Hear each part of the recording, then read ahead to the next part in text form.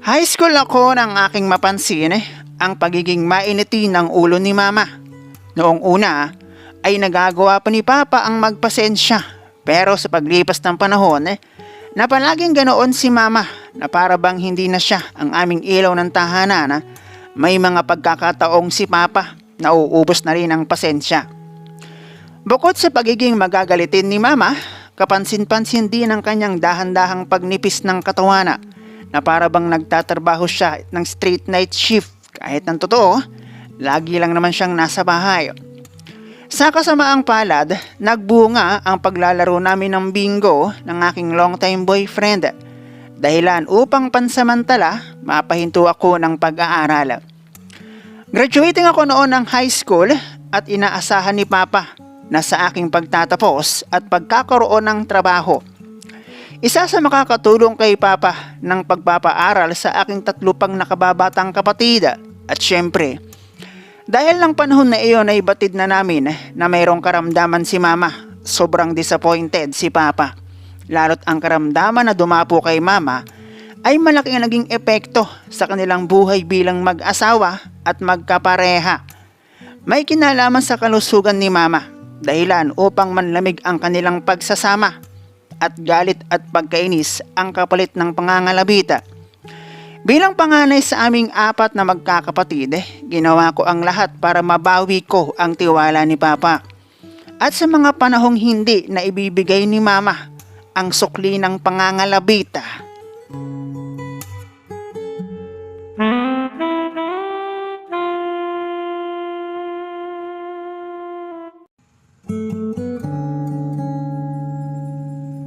Itago na lang natin sa pangalang Nari ang ikalawang lalaki na siyang nakasungkit ng aking kuhol sa gitna ng makapal na water lily na noon matapos ng ilang taon ko ng pananahimik, matapos akong hindi pa nagutan ng aking unang pinagsukuan ng bataan at palakihin ko ang aming anak.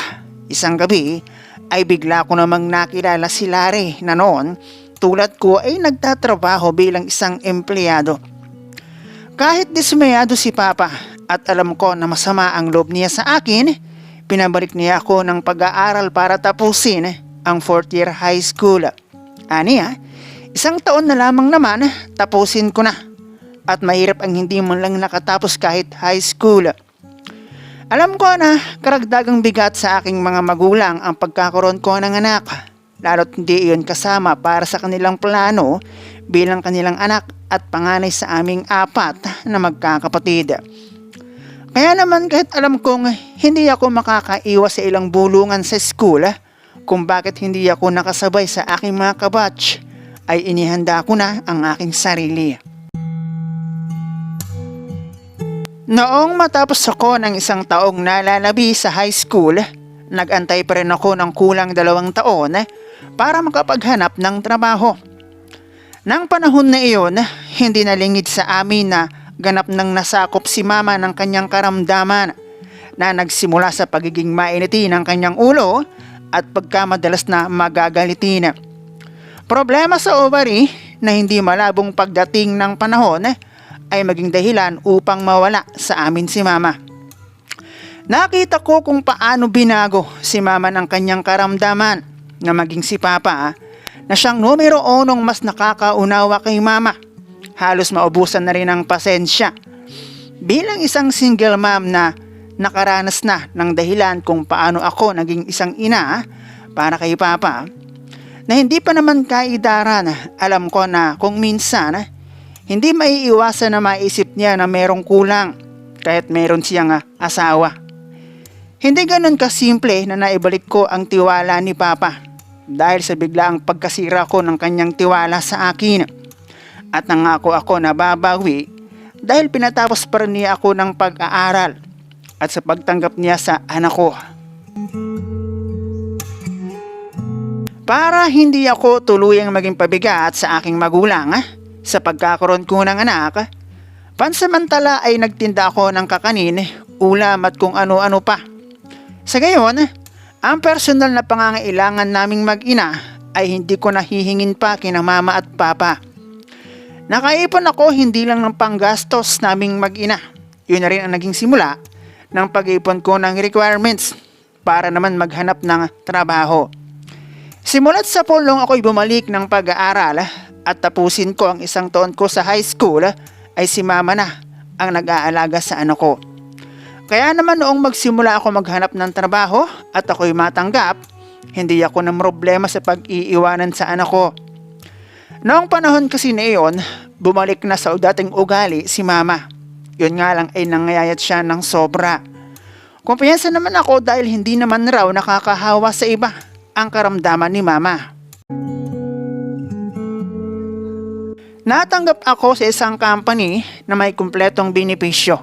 At tulad ng iba, naghangad din akong ma-regular sa trabaho.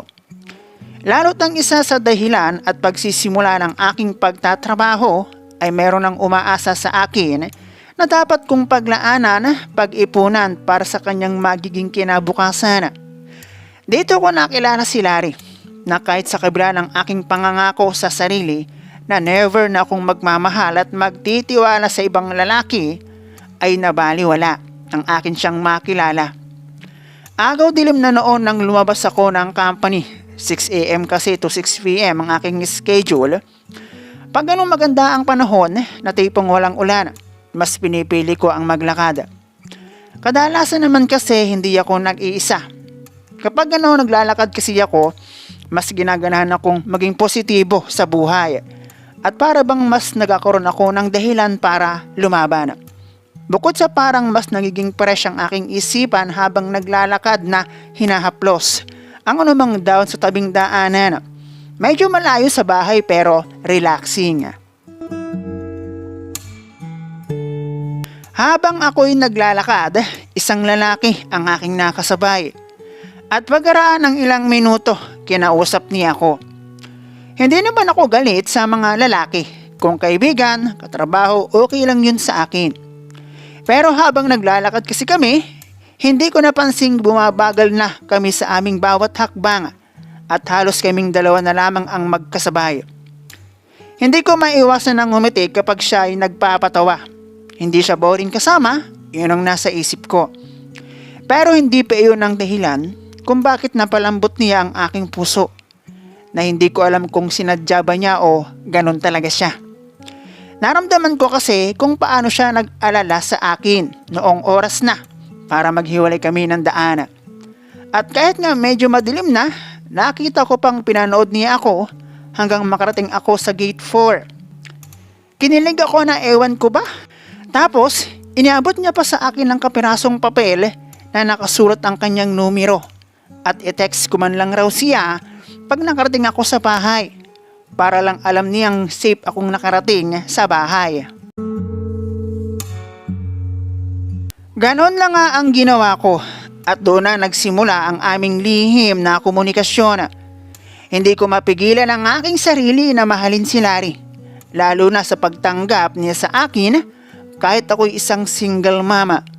Yun pala, Mr. Popoy lamang ang gusto niya. Nalaman ko iyon noong magdesisyon akong sa ikalawang pagkakataon, ikalawang pag-ibig ay aking isuko ang bataan. At mula nang may mangyari sa amin, nag-iba na ang trato niya sa akin. Nag-iba ang ugali ng nakilala kong Larry at naging magaspang ang kanyang pananalita na puros tungkol kay Mr. Popoy at ang mga nais niya na gawin ko. Give up ako sa ikalawang pagkakataon. Mabuti na lang at maaga siyang nagpakilala. Dahil kung nagkataon, baka naging dalawa ang anak ko sa magkaibang lalaki.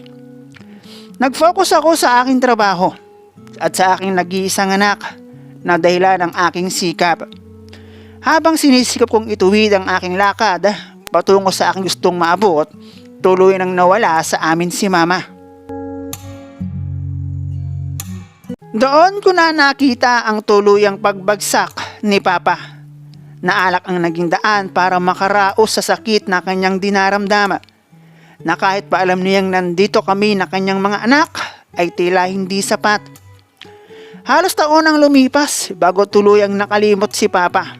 Na bagamat noong una ay alam kong disappointed sa akin si Papa, ay tila isa ang anak ko na kanyang apo sa naging daan upang dahan-dahan gumaan ang pakiramdam ni Papa.